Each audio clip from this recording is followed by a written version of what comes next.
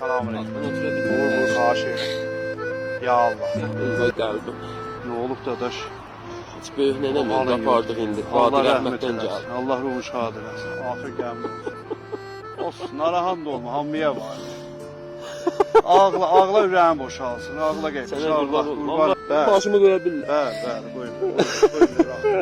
Allah rahmet eylesin. Ağla geçmiş, ağla. Döndünəmi döşlərini çox yerdim. Ağlaşdı. Bura oynadım biraz. Dadaş böyük nənəm mən deyərəm ki. Hacı eyni mən. Gəl. Yo, iyisin versən, İyisin dəqiqən. ver, Güzəşt elə. Başıma dolan. Hacı məmələrin məclisən döşlərini yekədi ona görə o hissi verdi. Eyni eləmi Olsun. böyük nənəm. Olsun, eyb yox, eyb yox. Hep yavaş yavaş.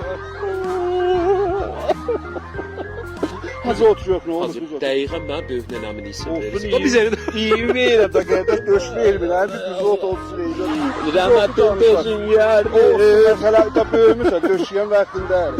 Biz elə də oynadım.